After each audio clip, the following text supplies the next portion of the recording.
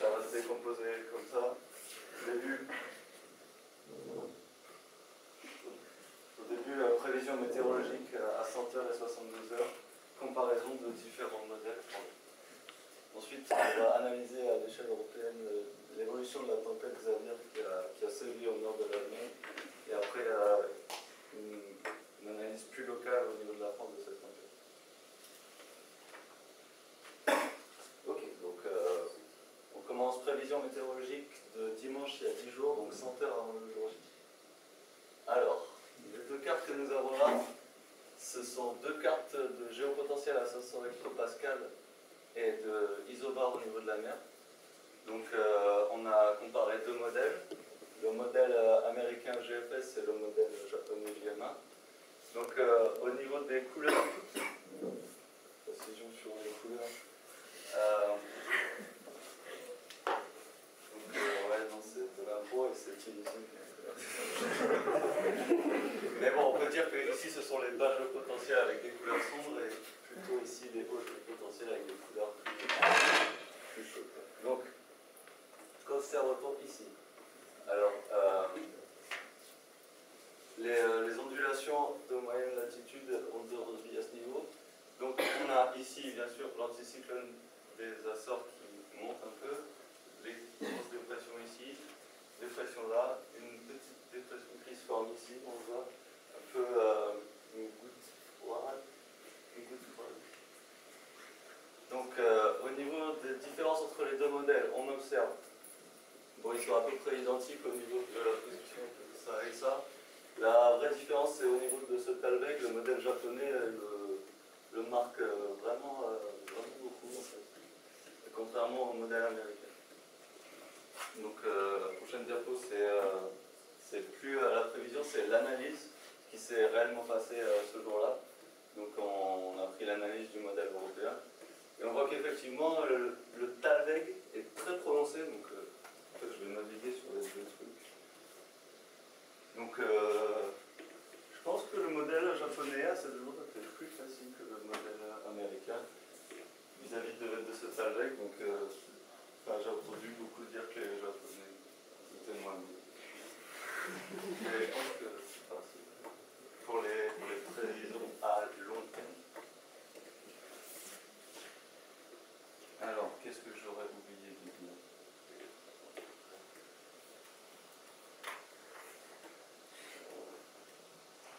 Ok. Étape suivante, prévision du mardi 3, donc 72 heures avant l'échéance. Donc là, j'ai rajouté un autre style de carte. Les deux, c'est du modèle japonais. La même carte que tout à l'heure avec les géopotentiels à 500 hectopascal et les isobars au niveau de la mer. Et j'ai rajouté la carte des températures à 850 hectopascal. Donc, bon, l'évolution de cette carte, il n'y a pas vraiment grand chose à dire. C'est 2 jours plus tard, ça n'a pas vraiment changé. Il y a encore toujours un peu cette dépression qui se forme ici. Le Talveg est moins prononcé. Là, on remarque que cette dépression est encore plus grande. Donc là, un fort gradient de pression que j'avais oublié de décrire dans la diapo d'avant. Donc un fort gradient de pression ici, bon, on verra par la suite si c'est ça qui a engendré la tempête. Donc on remarque que donc au niveau des géopotentiels à 500 hectopascal, cette ligne qui démarque les hauts potentiels et les bas potentiels, elle correspond carrément avec la ligne qui démarque les températures en dessous de 0 et les températures au-dessus de 0. Donc, similitude. Donc là, pareil, du mardi, mais cette fois pour le modèle européen. Donc, les mêmes remarques. Talveg ici, toujours pas de coup de froid là, grosse dépression et similitude au niveau des deux cas. Donc maintenant, on va passer à la tempête qui a celui en Europe, la tempête Xavier. Donc, première diapo, ce sont plus des prévisions, ce sont des analyses. Et on va voir comment ça aurait pu se former. Donc ici, c'était mardi à 13h. Donc on voit que là, l'anticyclone ici des Açores, il est monté vers le haut. Il est coupé de ses racines ici par la goutte froide en fait. Et donc ça resserre le gradient de pression ici. Donc ici on peut dire qu'il y aura un fort vent. Et ce vent, il se déplace dans le temps vers là, avec les ondes de moyenne latitude. Il se décale vers l'est. Et la grosse dépression ici qui accentue le phénomène. Donc si on suit le gradient de isobar, il se déplace ici, ici, bon, et c'est ici qu'a eu lieu la tempête, là où les isobars étaient le plus rapprochés. Donc j'ai essayé de pousser l'analyse de ce truc sur internet, j'ai regardé, et ça décrit une situation d'instabilité baroclinique, mais j'ai pas trop pu pousser l'analyse parce que ça a dépassé. Même si je sais qu'on l'a fait.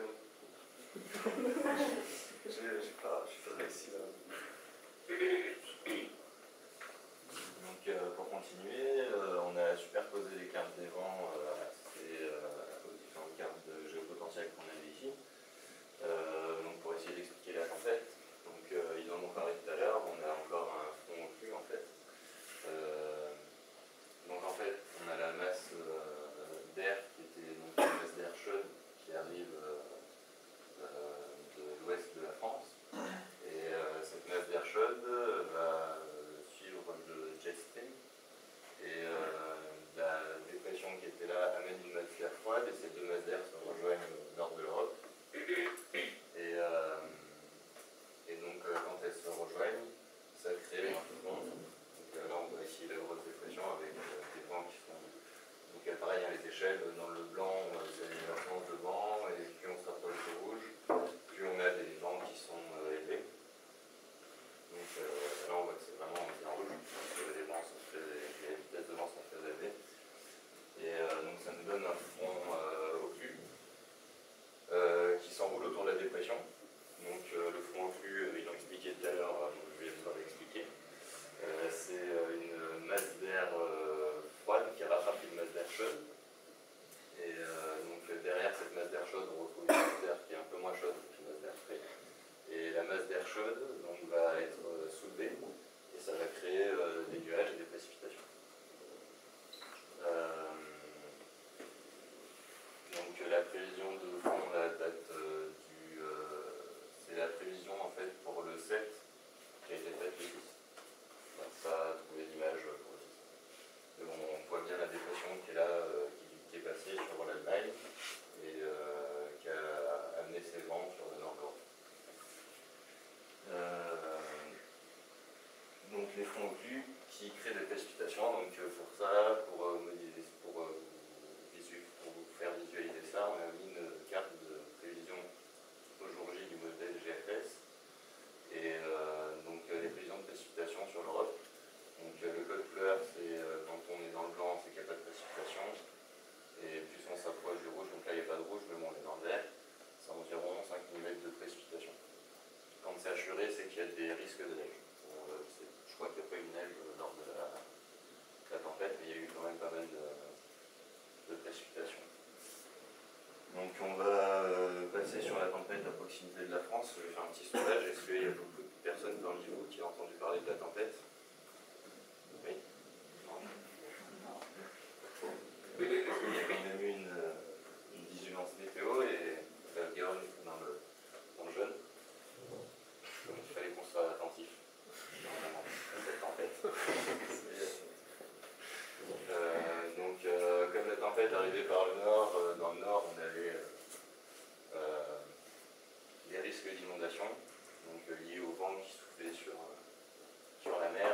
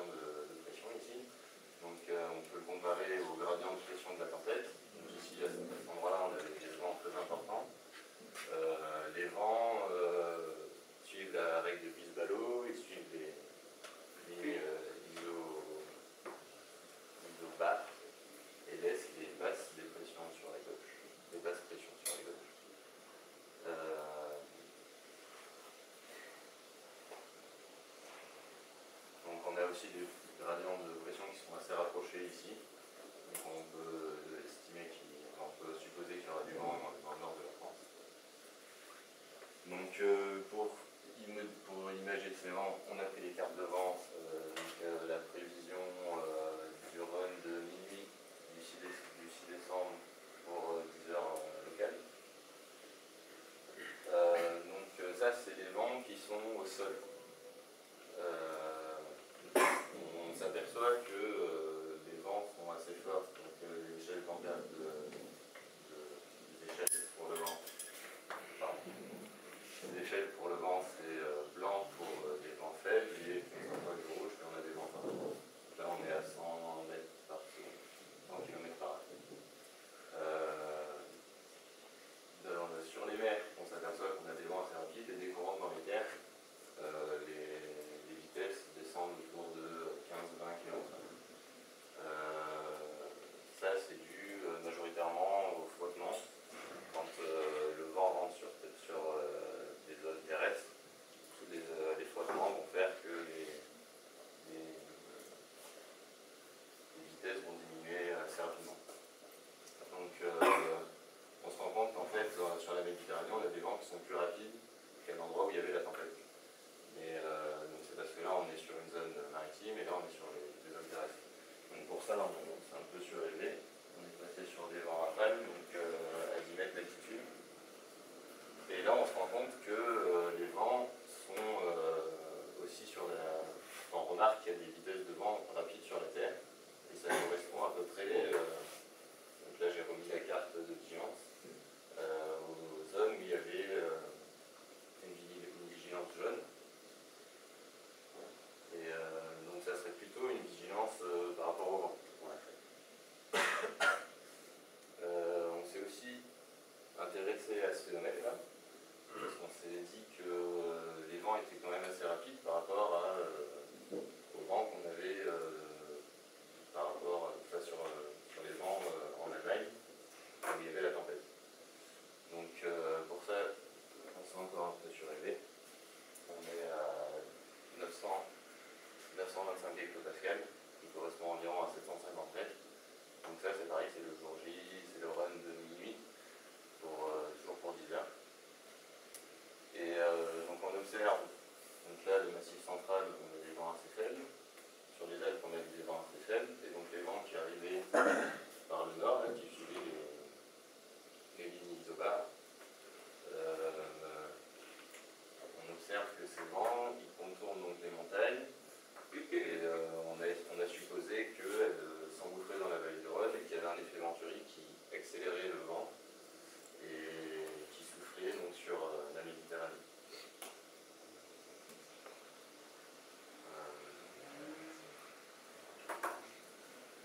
Pour finir, en conclusion, j'ai voulu comparer donc l'analyse météo qui a été donnée par Météo News avec des cartes de nébulosité. Donc c'est la prévision du run de 1 heure de nuit pour le 6 décembre et la précipitation. Donc on voit des nuages dans le centre de la France, qui a été pas mal représenté sur l'analyse météo et qui correspond aussi avec les zones de précipitation. Là on a de la pluie et là on a juste des nuages. Donc l'analyse était conforme la prévision était conforme à l'analyse. Par rapport à la diapo précédente, j'ai eu un témoignage d'une personne qui était entre Bastia et Marseille sur un bateau. Il m'a dit que le soir où il y avait du vent, ça soufflait beaucoup. Donc j'ai confirmation. Et pour finir avec les éphémérides, aujourd'hui, mercredi 11 décembre, on fête les Gaëls. Le soleil se lève à 8h34 et se couche à 16h53. On termine. Ça, c'était mieux fait sur mon CV. Et le dicton du jour. Tel temps à la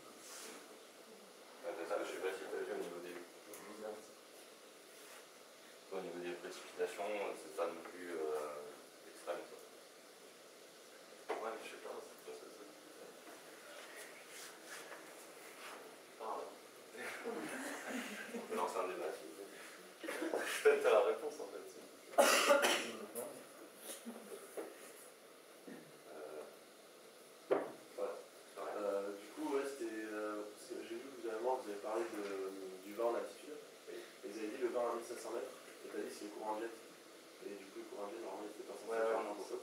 Ouais, du coup, alors là, peut-être pas trop mouillé. Mais c'est pas grave, j'ai pris le risque. Non, merde, c'est le couplage des anomalies de surface et des anomalies. Donc le gel s'y participe au phénomène. Et là, Pour la tempête en Allemagne, c'était quoi les vents et les trucs là? je crois que en Danemark, on a relevé des rafales à 225 km/h. C'est ça.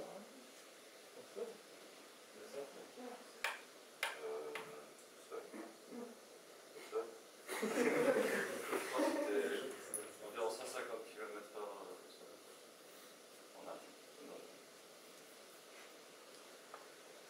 Et sur la Méditerranée, ça soufflait à peu près combien?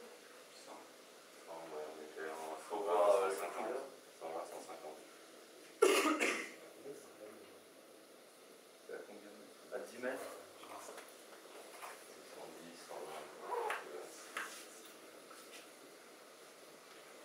Quand tu dis sur sa carte, c'est les vents rafales. Par rapport à vent au sol, c'est quoi? C'est juste les vents d'altitude? Bah, en fait, les vents au sol donc, sont pris par les stations qui sont au sol. Les vents rafales, on est à 10 mètres d'altitude. C'est juste une différence d'altitude? Ouais, alors j'imagine que c'est mesuré en radiosondage. Mais j'ai pas la certitude. J'ai pas bien compris l'histoire du petit schéma avec le front au cul qui arrive et il y en a un autre et bim, ça fait des trucs.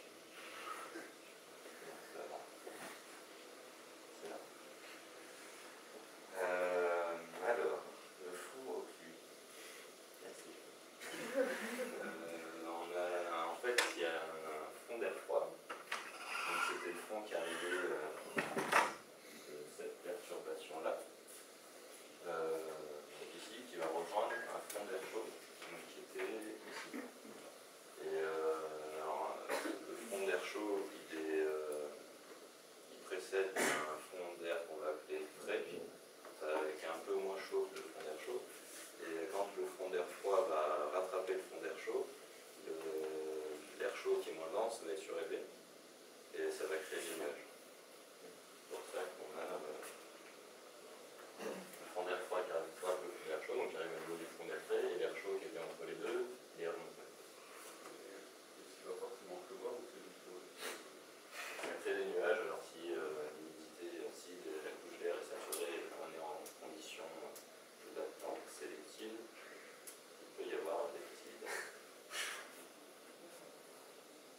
Donc, je voulais savoir que la vague, c'est le nom de la dépression ou de... Oui, c'est le nom de la dépression. En fait, il donne des noms à chaque dépression et chaque anticyclone.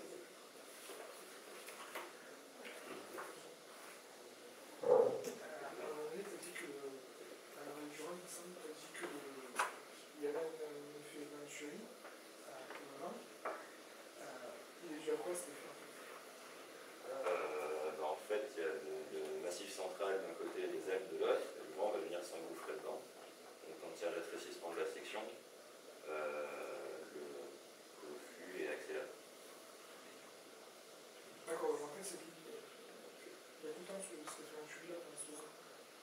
Si les vents viennent du nord, ouais, je pense. Le mistral.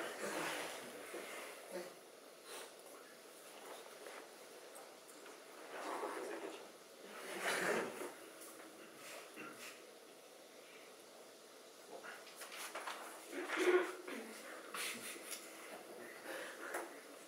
Il y a un commentaire. Oui.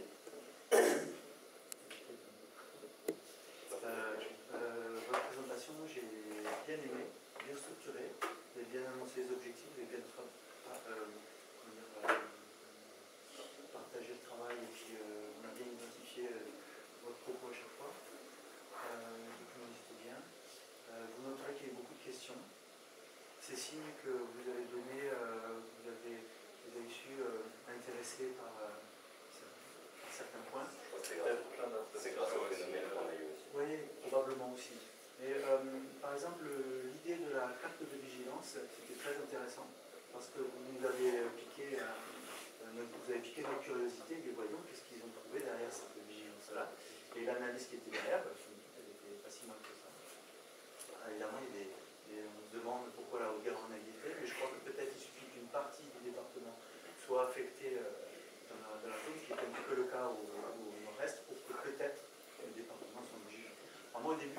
ça très très loin de la tempête, je me dis, c'est des histoires de température, de verglas ou des choses comme ça. Et non, effectivement, avec les cartes de vent, c'est intéressant. Peut-être, j'ai pas trop, à un moment donné, j'ai pas trop suivi les cartes d'isobar que vous avez montrées, à quelle hauteur elles étaient. C'était au sol, etc. Donc, le lien et puis est-ce que c'était les mêmes échéances qu'après les cartes de vent en couleur qu'il y avait ou pas? Parce que je trouvais que Ça correspondait pas trop. pas trop, Je sais pas, c'est vrai que ça correspondait pas trop. Alors au début, je voulais peut-être parler parce que mon père c'est un peu plutôt comme ça et les vents sont plutôt comme ça, mais c'est. Oui, voilà, vous l'avez dit. J'ai pas voulu l'aborder parce que je savais pas trop si c'était l'orientation c'était dû à la vallée de Rhône ou si. Comme il y a les frottements sur la terre, le relief, là, ça change tout par rapport à ce qui est au sol. C'est une carte un peu plus élevée, nous donne un petit peu le flux général, etc. Et alors, mon questionnement, voyons, dans la partie est de cette tempête-là, quand on regarde les isobars, dans la partie est, à mi-hauteur de la carte, vous avez un flux, enfin, des lignes orientées nord-est, sud-ouest. Et il n'y a pas de vent apparent là-dessus. Comment vous interprétez ça? Alors les Alpes sont là.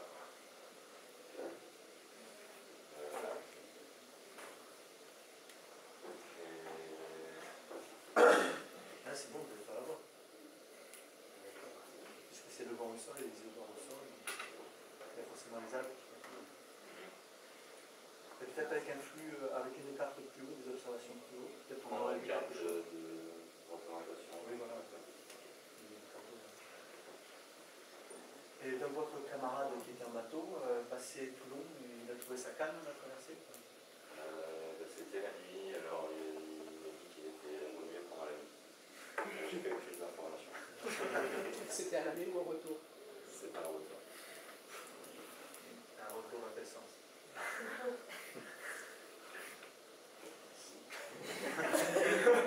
Merci à Marseille. C'est tellement un parti café.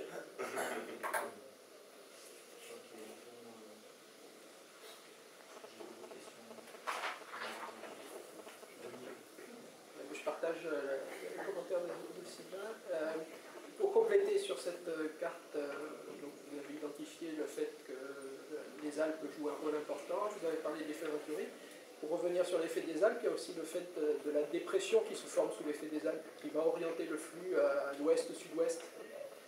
Voilà. Ça, c'est aussi un effet important et c'est assez classique. Finalement, c'est vraiment ça.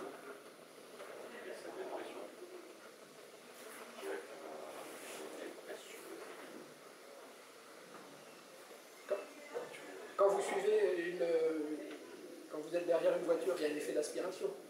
Mais là, c'est un petit peu la même chose. Sous le vent d'un relief, vous allez avoir une dépression qui se forme. Et donc, c'est la dépression du golfe de Gênes qui est assez bien connue. Donc, autour de la dépression, les vents dans le sens inverse des débits montent, et donc vont favoriser l'écoulement de Mistral qui va ensuite s'infléchir.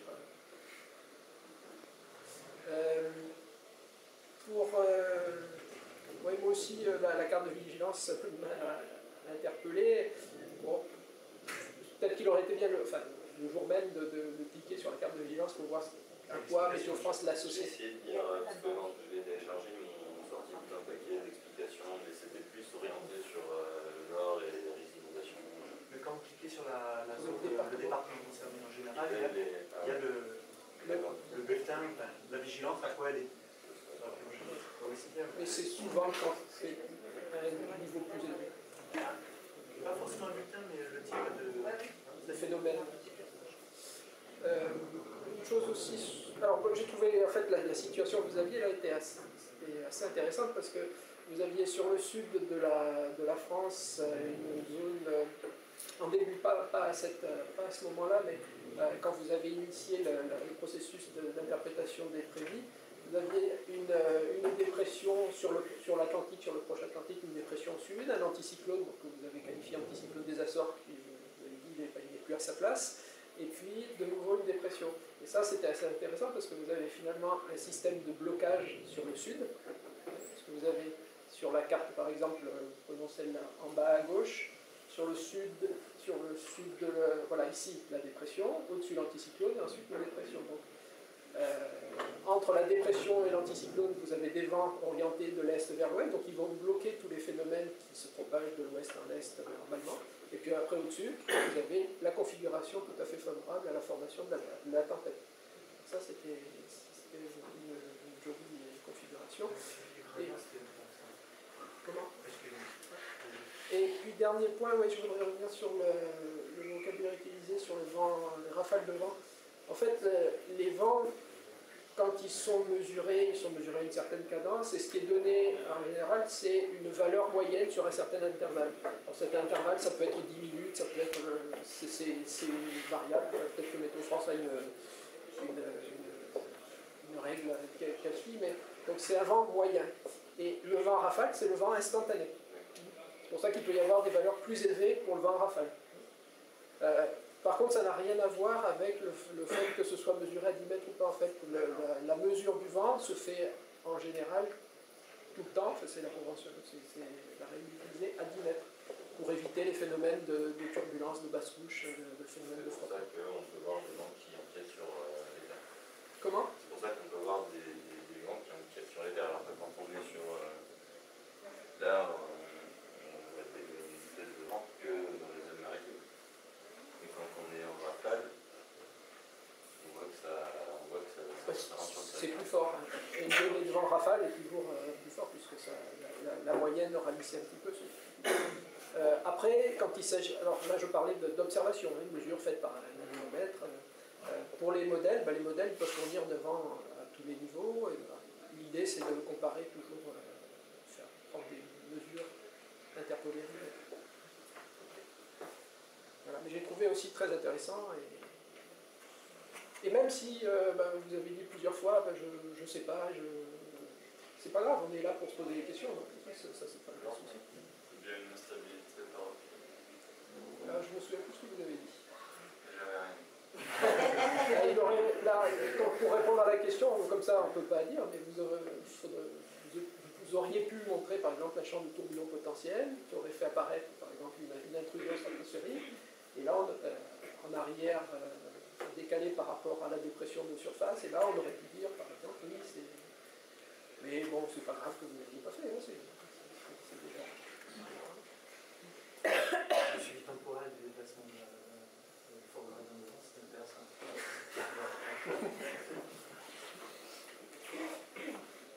Merci beaucoup, on va s'arrêter là.